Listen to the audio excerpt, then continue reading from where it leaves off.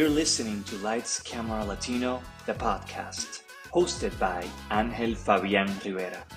You can follow us on our socials, Lights Camera Latino and Ángel Fabián Rivera. Hola mi gente, welcome to Lights Camera Latino, the podcast. This is a place where we dive deep into the captivating world of entertainment with influential Latinos shaping the industry. My name is Ángel Fabián Rivera. You can also call me Ángel, and I'll be your host. You can find us in our socials as Lights Camera Latino and Ángel Fabián Rivera. Today, I am very honored to introduce Jewelianna Ramos-Ortiz. She's a world champion martial artist turned Hollywood stunt woman. From mastering karate mats to performing jaw-dropping stunts for Beetlejuice 2, Black Panther, Wakanda Forever, Cobra Kai, Jewelianna is definitely breaking barriers as a Latina powerhouse in the industry, and I'm so glad, I'm so excited to finally have you here in the podcast, Jewelianna. Thank you for being here. Thank you for having me. Qué honor. Yes, this is part 2 because we tried to record this podcast a couple of days ago. It didn't work out, but now it is. So I'm so glad that it finally worked out to finally have you here. Technology, man. It's getting so much better, but then the simplest thing decides it doesn't want to work. So right? That's what you're gonna get. That's what we get, you know, it's crazy. But as a fellow Boricua, it's so exciting to have you here. It's so beautiful, the work that you do, which we're gonna get to it in a minute. But before we start, I want to ask you, what's a Puerto Rican dish that you cannot live with? Cannot live without. Without. Yes, without, not with. Pastelón. Pastelón. Ooh. Something about it. I mean, we all know what it is. It's the sweet con el salado de la carne, aceituna, and then el huevo por arriba que lo hace kind of crunchy and then soft on the inside. Oh my God. Okay. I know it's controversial for some people. I don't think it's controversial, pero un pastel con ketchup. Oh my God, pastel con ketchup. You know what I've been seeing? I was seeing that people were doing pastel con ketchup y mostaza, mustard. Yeah. That's a new one. I'm like, not for me. It's gonna, pasito a pasito. Right, like it's ketchup is enough, I think. I believe. Eso ya tiene vinagre. Yeah. No. Too much. No, mustard. No. That's good for me. Okay, Jewelianna. So let's go back in time. When did you fall in love with martial arts? So fortunately for me, mis padres son mis instructores. Y todos mis tíos, ellos se mudaron de Puerto Rico y vinieron a Miami, a la Florida, y abrieron escuela de karate. So martial arts was definitely something that I was born and raised with. My parents were my instructors. All my uncles had karate schools. They'd been training since they were young, and they knew it was their passion. So I was basically born into it, but at 8 years old, yo lo elegí. Like I chose it because I had gotten into kindergarten at 5 years old, and obvio, all the little girls were like, dance is what you have to do. That's what the girls do. Karate's for boys. Or if you want to do a sport, then it has to be gymnastics or cheerleading or dance or this and that. But karate's for boys. You can't do karate. And I listened. I stopped doing martial arts. I had started when I was 3 years old. Wow. So I stopped when I was 5, and I was like, oh, you're right. Let me try all these other things. And my parents were super supportive. They were like, if you don't want to do karate, whatever it is that you want to do. I did belly dancing. I did everything you could think of. What else? Ballet, gymnastics, whatever it was, I tried it, but nothing would fill my heart the way that it did when I was 8 years old. And my dad asked me, I remember it was a Saturday morning, and he said, hey, I'm going to go train at your uncle's karate school because I'm getting ready to open up another one of my karate schools. Do you want to come with me? And I was like, yes, Yes. And I walked into the karate school. I still remember that day super clear at 8 years old, getting one of my first stripes again, because I Mm-hmm. started over, and realizing like I had karate fever. This is all I wanted to do. And you could not get me out of that karate school. If you let me sleep at the karate school, I would. And it was just, estaba apasionada. I couldn't think of anything else. And I remember in 5th grade, around 10 years old, I told my parents I wasn't going to go to college. And they were like, okay. What did we do? So why are we saying that? Why, I mean, there's time for you to change your mind, but Right, 5th grade, 5th grade. if this is for real, if you really are saying this at 10 years old, why? And I was like, because I want to have karate schools like you guys. And they were like, okay, fair, yeah. It's all you want to do. You're really good at it, and it's made a great life for us. So yeah. Mm-hmm. And so that's, I knew I wanted to do martial arts for the rest of my life since I was 8 years old. Wow, it's so beautiful that you had the support from your parents, and that they also understood that, okay, even if you don't want to do this, we'll let you try new things, and they know, they knew. They were like, okay, she's gonna come back when she's ready, and that's okay too, because you had the space to try new things. And I believe a lot of kids, especially a lot of people who do this who's in the industry, they don't get these opportunities in the beginning. Sometimes they even like force into doing acting. Like I've heard stories about that too. It's like because their parents were actors, they're forced into acting, or the other way around. And it's not for everybody's, right? But this is amazing how your family influenced in who you are today and shaped you in some way. You talk something about being a girl, right, and being in karate and even in kindergarten. That's crazy, like how all these boys were telling you that was not for you. How talking about that the girls in karate and also like Latinas, like how was that growing up? Like how did you feel looking around in those spaces? Like were you the only one who looked like you and were with that specific background? Yes, but I think as a kid, you're not looking for that, like, who's like me. I mean, personally, I always wanted to be unique. I wanted to stand out. I wanted to do what was most me. And so I just made my way. Like, I never went through like a boy crazy phase. I thought boys were gross because I was with them all day at the karate school. I thought that they were stinky and sweaty and annoying and they picked their boogers. And so like I was just very comfortable being me and Yeah. ser única. Like I didn't have to see other Latinas in there. But as I grew up, I started to look for, okay, well, if this is what I love to do, who else is doing it at the next capacity that I can live up to? And that is when I realized, like, oh, the lack of representation is an issue because I don't know if this is possible.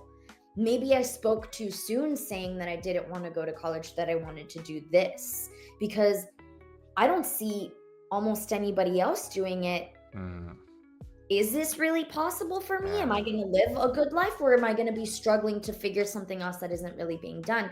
And then I had good role models, but most of them were men. I had a few female role models like Karen, and then my aunt Mary Beth, but they didn't look like me.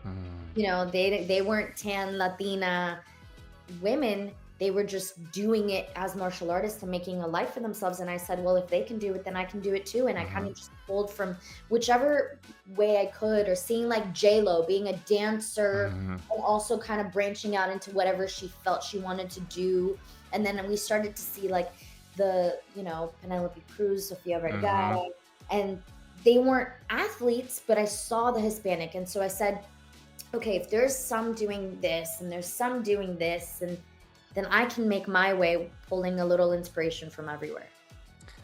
In what point of your life you were like, okay, I've done this, because you started competing, right? You started in that world, right? Like competing in martial arts and traveling the world, right? Competing all these things. But at what point do you say, okay, like how else can I transform what I know, right? and shifted and make something out of it, which is when you started doing doing stunt, right? Like, when was that point of your life where you were like, actually, let's try something new with this? Well, interesting enough, my husband and I were doing really well in the martial arts business industry. So we were, you know, making good money, very stable income, running martial arts schools. And we were good at it. And we got to impact and inspire a lot of kids and people. And at the same time, it afforded us time to train and continue to compete. But at some point, like, we're kind of getting tired of competing, but we still want to continue to be martial artists and train for something. You know, you have to have goals. And then some of our friends around us were in the stunt industry because we were here in Atlanta, and Atlanta was starting to boom as kind of a film mecca. And they were like, wow, if you guys decided to do stunts, like, you guys would kill it. And we were like, oh, yeah, cool. Haha. Kind of just blew it off. And then Justin got called to start working on Ozark, and then Cobra Kai season 3 back in the day. And I saw how much fun he was having, but I didn't see the stability in it. And I was so comfortable with the stability of the martial arts schools that I was like, you go have fun in the film industry. I'll stay over here. But whenever I wanted to train, what I would do is I would go hang out with the stunties, and I would go train whatever it was that they were training, because it was exciting. It was new and it pushed me. And so one day, a stunt coordinator down in Miami called and was like, hey, so I know you through this person. They've spoken very highly of you. I think you would be great for this. But if you decide to do this, I need to know that you're like all in. And I was like, okay. So then I was kind of just put between a place, a rock and a hard place. And I had to choose. If I'm going to do this, then I have to do this. And at the time, I was kind of getting tired of the routine of life. It was getting boring. And I was like, okay, do I do something new and fun and exciting that I already know I'm kind of good at? Or do I keep doing what I'm already doing? And obviously, being the adventurous person that I was like, you know what? I'm going to go all in. And so I did. And that's when I was like, oh, I love this. I tried it. And it was like that first day in the karate school when I was 8 years old. Wow. Que me dio esa realización, like, oh my God, this is real. This is for me. Yeah. And I remember like that you felt at home. Here. Yes, I felt at home. That's beautiful, because it's like you said, like, when you train like this, you gotta have that goal, right? And it probably got to some point where you're like, okay, I'm competing, that's good, yeah. But then it came to a point where, like, I want to train for something, I want to train, to go to the moon, And I love that. I love because you have that goal. You were like, okay, I want to do something different, and then the opportunity came up and you did it. What was that first movie? It was a telenovela. A telenovela? Okay. In Telemundo, and it was, oh my gosh, if I remember the name, not El Amor de Mi. I'll have to find it. We're gonna find it for you. Telemundo. Oh my gosh, it's gonna crush me now. It's gonna come in. It's gonna come at some point. But I love that your first project was a telenovela. How was that experience? Working at a telenovela set, because a film set is something, but a telenovela set must be something very unique. It's very different, but I hadn't been on a set at all, so. And honestly, this wasn't a set because it was on location. So we were on a yacht in the middle of the ocean in Miami, my hometown, with my husband. I got to work with my husband. Nice. I'm like jumping into the ocean. We're like going from boat to boat on this massive yacht. Like, so I had the best, first work day. Let me see. What was it called? I want to watch that now. Where you were jumping from one boat to the other? No, I mean, you were just... they had like smaller boats that would take us to the main yacht where we were shooting. Oh. It was like a part where the hostage gets thrown overboard, and so. Ooh, it's crazy. That's interesting. Working on a yacht in on the water like that. It's different. It's a whole different experience. It's moving, right? I mean, it's on water, so it's moves somehow. Hmm. And the cool Uh, thing was, it got to pull a lot from like mis raíces, right? mm-hmm. I grew up, free diving and on my parents' boat, and swimming and scuba diving in Puerto Rico. And so all of these things that I already naturally was kind of good at, I got to do on my first day of work. So I felt very confident. I felt very at home. I was literally at home, back at home in my hometown in Miami, Wow. in the ocean. I just have always been a water baby. It was just such a good feeling, and it really solidified, like it put this stamp on it, like this is for me. It's beautiful that, and it's beautiful that you connected with who you are, and also like you get to work with your husband, and that's not the only one, right? Like you've gotten to work with your husband many times. So how does that feel? Being like having your family there. Because you guys support each other, I believe. Oh, for sure. I just saw it on my IMDb. La You mujer got de it. mi vida. La mujer de mi vida. Okay, we gotta watch that telenovela, guys. La mujer de mi vida, the woman of my life. Back in the day. So, but yes, working with Justin is honestly such a blessing, and it is rare. Like, people that get to work with their husband or wife or their family on set, like, it's not common. And this year, we got to work together more than ever before. And it was Wow. really cool because we would get hired on like separate accounts. Like, for example, they booked us on, we had been working on Cobra Kai for like Mm-hmm. 4 months, where we were written in as characters. So we were acting and we had like our own characters and stuff for months. Then we wrapped, and right as we wrapped, we got called to work on Superman together. And what happened was, when they started to send us our travel memos, I texted the production coordinator, and I was like, hey, by the way, I can room with Justin. And she goes, well, we What? don't, like, you don't have to, like, we'll just get people separate rooms. And like, we typically, if we are gonna room you together with somebody, it would be like another woman. And I was like, oh, even if he's my husband, like, I'm trying to save production money. Exactly. You guys know, like, I'm gonna be sleeping in the same room as my husband. Yeah. And they were like, husband? And I was like, oh wait, you guys didn't know? I thought you guys Oops. booked us. We have Right. the same last name. I mean, sure, mine is hyphenated, but you guys didn't book us because we were a couple? And they were like, no, we had no idea. Because Justin booked it like 2 weeks before me. They called him and they were like, hey, you're booked. And then they called me and they asked me for like, hey, we're going to show you to production, audition you to the director and see if he wants you for this. And I had to wait another 2 weeks before they booked me. Wow. I knew that we were a couple. And so when we both did book it, they were like, oh, that's so cool. That works out so great. And I was like, huh. I mean, that's really neat, because we booked it on separate accounts based off of our abilities and our, reels and resumes. And your work, yeah. So you don't get booked because you're husband and wife. You get booked because of the work that you guys do. And that's an interesting story, because I never heard about that. Especially the putting you together in a hotel room. I mean, yes. They ended up being like, oh, if you guys are married, that's even better. Great. And then they made it happen. But at first they were like, Like, wait, what? What do you want to? That's What do you want weird.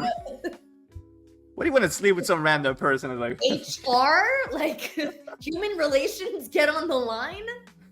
God, that's so funny. That is so funny. And with that, I wanna kind of like talk about your experience. You've worked on Wednesday, right? You work in Beetlejuice. Beetlejuice was with Jenna, right? Yes. How was working with Jenna? With a fellow Latina, and also like, because you did the stunt double for her, right? Mm-hmm. So how is that? How, like, again, like you were talking about, you teach these young kids today, right? Too, and how inspiring must that be? Getting to work alongside another powerful Latina and get to work together and get to bring, her work to life. Yeah. It was probably one of my favorite and best experiences to date. Jenna is very kind. She's humble. She's so sweet. Es Boricua. Mm-hmm. And she's also so new to this massive level of fame that Mm-hmm. she's still excited and riding the wave of trying to inspire and create as much change as she can, like use it to its maximum ability. And so she's really passionate about seeing that representation. She like asked for to have a Hispanic double and to have Wow. somebody that, you know, could also help bring that mission that she has to bring that representation to the screen, even behind, you know, because like you don't see my face, but to know that it was another Latina that got to Mm-hmm. do the stunts for her was a big deal to her. And we talked about how important it was for us to continue to show girls and other people just in the world that like we are capable and that we love what we do and we do it well.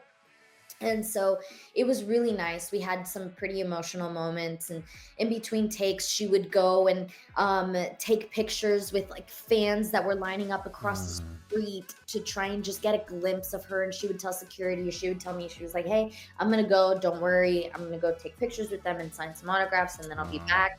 And so she was just so kind. Like it didn't matter who you were, if you were working catering and she came up to ask for her plate of food, like she would compliment you first. Hey, I love your shoes. I hope you're having a great day. Thank you. And like that kindness inspires more kindness. And she has a memoir, like a little book that she wrote Mm-hmm. called It's All Love. And all of those are really just little entry journals that she writes in between takes. And so she sits down with her little journal and she writes like good experiences, bad experiences, how she can turn like this into love. And she practices what she preaches, and it's contagious. So it was great. I love that. I love that you got to experience that and got to learn from that, because you know, it's like you said, like that, like the industry in general can soak you up, you know, in a minute, right? But to have that kindness and to be that open with people, you know, being in the position that she is and sharing it with you, you know, and also you being part of that, is it must have been amazing. Uh it must have been really beautiful. With that, I want to ask, because you did Beetlejuice, then you did Cobra Kai, but in this last season that you mentioned it, right? You have a character. So how does it feel to be behind, right, everything, and not being like the center of attention, is now being front and center in front of the camera? Like, how was that experience, and how did that happen? Like, did you ever think about like, oh my god, I'm actually gonna act as well, you know, because you're doing your stunt work, right? But a lot of stunt people don't get the opportunity to be in front of the camera. So how did that happen, and how did you feel when you heard that for the first time? You were gonna have a character, and it's gonna be written there. You're gonna have lines, you know. You're gonna have, and you're also gonna showcase your martial arts abilities, you know. So it actually all started with other people that were kind of seeing it for me before I saw it for myself. First was the Humming Bros. The director Akbar, he had seen my stunt work, but then he met me and saw some of my like personality just on social media and talking to the camera. And he was like, hey, I'd love for you to be a part of the Humming Bros. And I was like, great. Like, who am I doubling? And then they were like, no, you. And I was like, Yeah, what? You're like, what? who are you talking to? You? Who's you? And then they made me feel so good. And I realized like I am a storyteller. That's the reason why I love stunts so much, is because I get to use all these skills and abilities that I've worked so hard for my entire life to tell a story. I have enough body awareness that I can make my character, even without you seeing my face or my hearing my voice. I can tell you if I'm scared, if I'm a trained fighter, if I am scrapping for my life, if I am nervous by small fidgets that I can do with like my fingers or the way I breathe, or even like like if somebody Mm. is anxious, like you can see it in their body mechanism. And so I loved being a storyteller. And they were like, you enjoy storytelling, why can't you do both the physical acting but also Exactly. the facial and the words, Mm. right? You can't do dialogue, you talk Mm-hmm. all the time. And I was like, you know what, I can do this.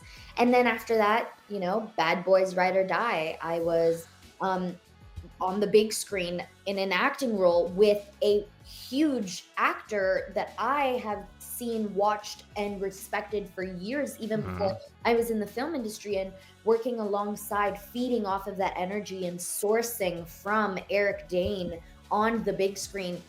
Like that was a huge experience, and all of these little small incremental steps have allowed me to really step into this person that I am now, very confident in what I bring to the table and my abilities to storytell and portray whoever it is that the director is asking me to portray. Mm-hmm.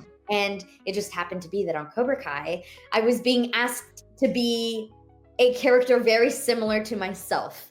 And Uh-huh. so I had sent in my stunt reel and all that stuff, and the fight coordinator, even a year before we had gone into pre-production for season 6 Cobra Kai, he knew me from the martial arts world. And so he came up to Justin and I, and he was like, I see this for you guys. And so he pitched us to Oh the my writers, God. and the writers basically wrote us in with like a little martial arts documentary that we had sent him. And that's how Maria Alvarez was born. And she was very based around my already existing skill sets. They wanted to add some character arcs and a little bit of a love interest. So I did have to incorporate more of like an emotional fighter to allow the other characters to be, you know, stronger characters Yeah. to show how strong they are in the show. And it was such an honor that they would trust me with such an important piece, because being a character that helps tell another Yeah. character's story is actually really important. And you can't It's a just, big responsibility. Yeah. it's a big responsibility. Like, not only am I responsible for showing how strong and high caliber martial artist Maria is, but also to show that she is emotionally weak, because this person can get in their head. This person is even better, and they're also a strong martial artist. So like, it was getting to play for both sides, to play for production, but also play for myself and my inner child and everything that I've ever been. And so it was such an honor, and it was a big deal. It was a big deal. That's beautiful, because it's like you said, like you step into this new world, right, where you were like, you were afraid, but actually people were seeing it already. And sometimes it takes someone else, right, to tell us that we have that other thing in us, you know, because it's hard for us to really see ourselves and be like, oh, can I act? Can I do that? You know, can I do that? You know, because you were used to doing something. Mhm. But it is beautiful that you get to experience this again, because you are the first Latina, you know, who started in the stunt industry and now is jumping to acting, you know? Like, I don't see that every day. Like, I don't see stories like yours, you know? And you should, you know, I don't know if you have sat down and be like, what am I doing? You know, like, you're doing a big thing. You're doing a lot for the new generation of girls growing, you know? Again, I hadn't really realized that. You're right. I mean, yeah. there's not a whole lot of stunt women. There's not a whole lot of stunt. That in general, yeah. Women that are Latina. There's not a whole lot of stunt women that are Latina that have been in the industry in the short amount of time that I have been, that have transitioned into acting. I really am so proud of those things, and it almost like it humbles me. Like, Yeah. oh my gosh. You know, no, like you should, like, I want to give myself, you know, my flowers and be. yeah, you need to pat yourself in the back. Yeah, I do. You know, Pat myself on that, but also like, oh my gosh, that is kind of a big deal. it is a big deal, and you know, and just telling little Juliana, you know, that kindergarten Juliana, who these boys were telling her, you cannot do this, you know, because you're a girl, right? Like, you should look back and tell that little girl that she's gonna be okay, you know. And look at you now, you know, you not only did martial arts as a girl, you did it as a Latina girl. You did stunt woman as a Latina girl. Now you're doing acting as a Latina stunt woman, and all this keeps growing and keeps shaping into something new, something that didn't existed, a couple years ago. So yes, that is a big deal. That is a big deal, because and that's what I also love about what you did, your work in the Humming Grove too, because it's also a story. It's a short story about a Latina who can also kick some ass.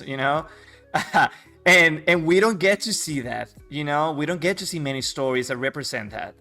So I that's why you are shaping the industry. That's why you're here. That's why you're doing what you're doing.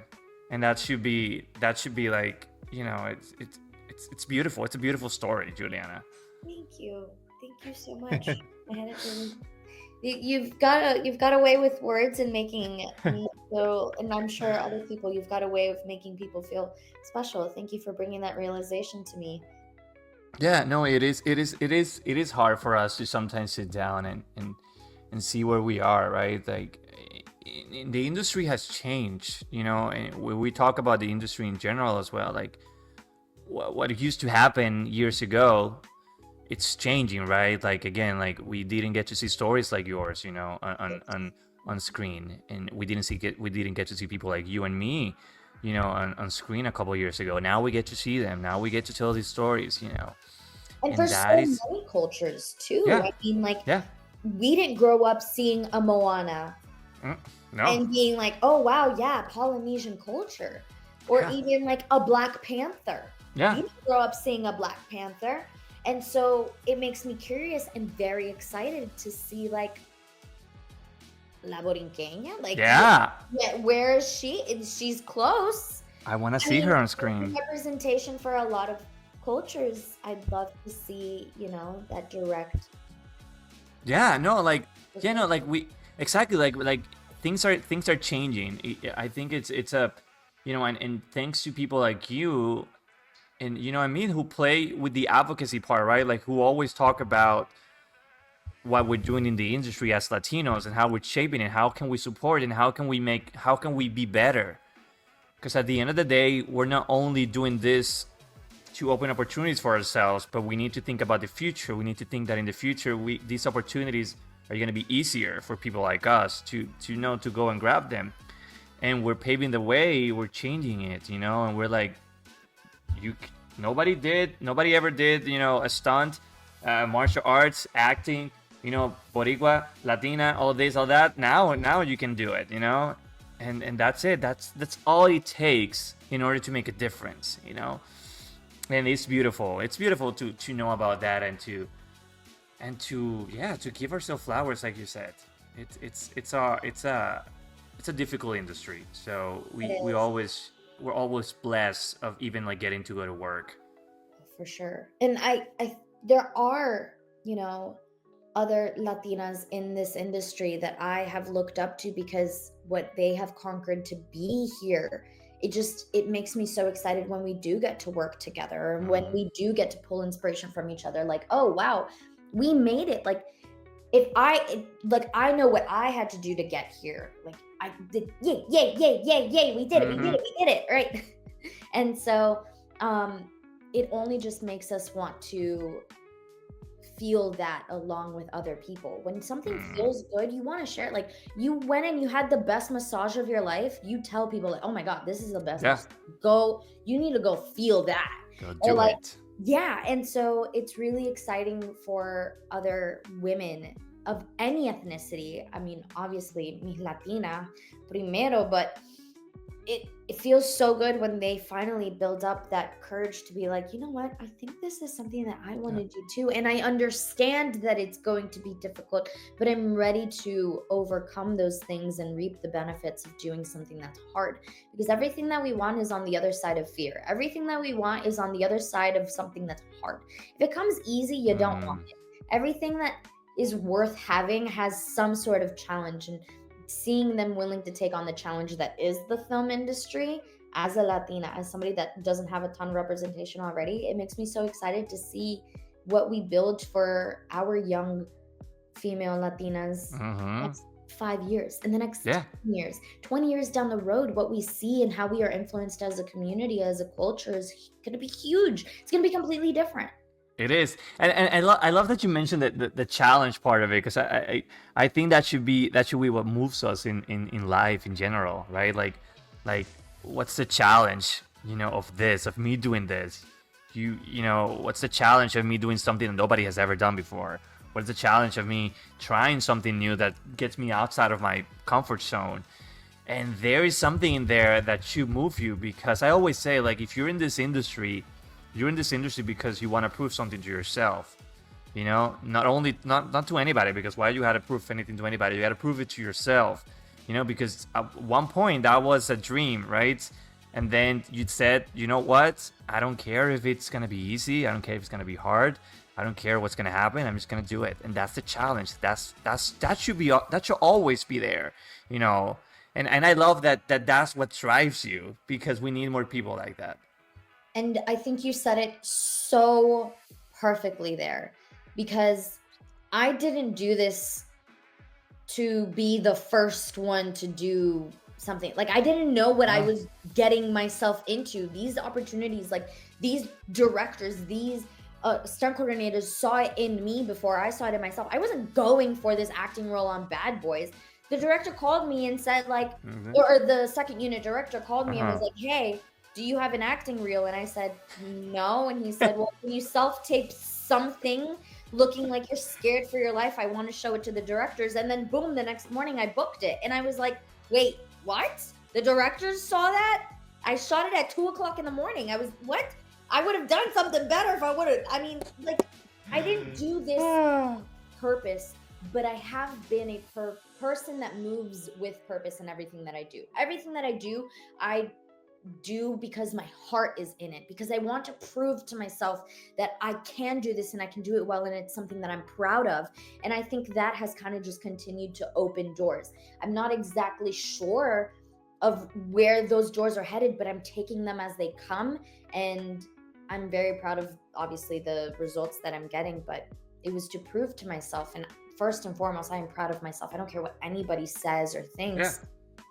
I did it for myself, and in turn, now people are, being proud of me too, and it's so nice. Yeah, and now people get to see the real you, and all this, and again, like, even with that experience of the director, like, when they call you in the next day, it was not like because of it. It's because you were for that. You were ready for that. That opportunity was waiting for you. And sometimes we gotta understand that, right? Like the thing of, like, are you actually ready for something? Sometimes we get mad because we don't get what we want, right? But at the end of the day, were you ready for that moment to come to you? Did you work hard enough? And you did. You've been working all these years for something, and then that experience was just waiting for you to be ready. Exactly. And I think the word being ready is so interesting. I hadn't taken an acting class, but I had built myself enough as a performer that I wouldn't be presented that opportunity if the universe, if God didn't think I was ready. And so I have to trust that I am ready, even if I don't feel that I am ready. And I wouldn't be presented an opportunity if it wasn't meant for me, or if I wasn't ready for that opportunity. So, you gotta trust the process, and your moment's gonna come, and your moment came when it needed to happen, and you're here because of that. And that is the most rewarding thing that we can get, as performers and as artists. It's like to get that moment and to be like, okay, I was ready for this moment. This moment was waiting for me. I was born for this. Yeah, I was born for this. That's it. And you're here because of that. I love that. So Jewelianna, we're gonna jump to the trivia questions. Okay, so let's spin the wheel. Let's see what you get. Oh, you got food. Food, okay. Well, we already talked about pastelón. All right, pastelón. No. So let's see the question that you get. Okay, so the question is, what is the main ingredient in tamales? Is it A, rice, B, plantains, C, corn masa, or D, potatoes? Aren't tamales like the same thing as Pasteles. It's kind of ish, but it's not But made it's with like the same more thing. white. So I want to say, is it arroz? Is it the rice? Is it like una plasta de rice? Because I know it's like, we make ours out of like Right? No. I don't know. Is rice your final answer? They're lighter. Is it? It doesn't taste like maíz. Is it plantains? I want to go. But why are they white? If it might be like maduro, why is it? It's. I'm gonna go with rice. We'll go with rice. It's actually corn masa. Okay, yeah, that makes sense. But it doesn't taste like corn. It doesn't, right? It doesn't, but they use it. Yeah, the masa is made of corn. It's crazy. Yeah. But I can give it to you for that one. Yes. Okay, let's do another one. Let's see what. Aplastaban el arroz and they made like a little masita, like a. It could be, right. I mean, I think they do things with that. Okay, so the next topic is history, and the questions. I didn't go to college, right? Okay, so this one, okay, history. Which South American country was named after Italian explorer Americo Vespucci or Vespucio? It's either Brazil, Venezuela, Colombia, or Argentina. This is history. I don't know history either. These are just questions. Repeat. So What is it? So this South American country was named after Italian explorer Americo Vespucio or Americo Vespucci. Brazil, Venezuela, Colombia, or Argentina. You can guess this one. This is Argentina because they have an Italian descent. That's actually South America, so like. That's actually a really good explanation for that answer. Los Argentinos son basically Italiano. But they're not South American. Yes, I think they're still South American, but they're not the country. It's actually Colombia. What? I didn't know that either. What? Yeah. Who's Vespuccio? What did he do to Colombia? Why did they completely change his name? I thought there would be some sort of... Right, there was just something there, right? Colombia, Yeah. I think Colombia and think anything Italian. Me neither. Argentina sounds more like it. Argentina. Ellos tienen italiano. Tienen esto. Whew. Okay, let's do the last one. Hopefully you get something fun in this one. Because these history questions are, I hate them too. Let's see what you get. Oh, you get celebrity. Oh my gosh. Celebrity. Let's see which celebrity question you get. Okay. I gotta do my homework. I know you're gonna know this one. Okay, so which actress won an Oscar for West Side Story in 1962? Rita Moreno, Salma Hayek, Sofia Vergara, or Eva Longoria? It's so funny because I actually have stunt doubled for Eva, so I don't think it was. Oh, really? Yeah. Oh, really? Nice. It's 1962, so yeah. 1962. Then it's gotta be the one that I've never heard of, because that's back in the day. That's old. It's Rita Moreno, Salma Hayek, Sofia Vergara, or Eva Longoria. Wait, yeah, Rita. Yeah. Back Boricua. in that times, it's not Salma. It's not. It's not Eva. Sofia Vergara. Yeah, it's not Sofia nor Eva. Sofia. I don't even think they was alive at those times. So you got one. You got it. Rita Moreno is proud right now. Appreciation award, yay! Okay, so Juliana, we've gone to the last part of the podcast, but before we leave, I want to ask you, what advice do you give to those young Latinas who want to try doing martial arts, and also have like that's like chispa of like, oh, I should try stunt or maybe not or this or that. What's your advice for these young women right now growing in this industry? Absolutely. It is to dream big and hustle harder. Whatever you decide to do, be your very best at it. Don't ever give something a chance and only give it 10% of your energy and expect to be like, oh, wow, yeah, that wasn't for me. Like, you don't know. You didn't pour all of yourself into it. Do your research, read books on it, go on YouTube and just watch videos on whatever it is that you want to try. Ask questions, text people and be like, do you know anybody that I can talk to that's in this, that I can ask a few questions? Do your research, do the work, and do it for real. Don't just half-ass something. And dream big. Like, if you can see it, now make it 10 times bigger, and that could be the end result. That's what you're working towards, not what your actual smaller goal is. Like, what are your big goals with it? Dream big and work 10 times as hard. Like, be obsessed with it. Do it with everything that you've got. I love that. I love to be obsessed with it. Yeah, because if you don't have that passion for it, then what are you doing, right? Like, Right. I always say, like, you gotta find that thing in your life that makes you passionate about and makes you like be like hungry for it. Because if you're not, then you're in the wrong, you're in the wrong business. You're in the wrong path.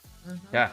So that's very important to know and understand, and for people to like look at themselves and be like, okay, like I love this, I like this, I'm not too passionate about this.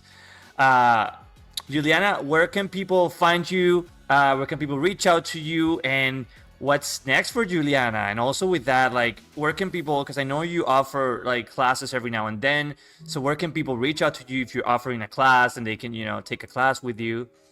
Yeah, so on social media, especially on my stories, I post whatever it is that I'm up to, or any posters of things, of places that you can find me. In social media, I am karate.jewels.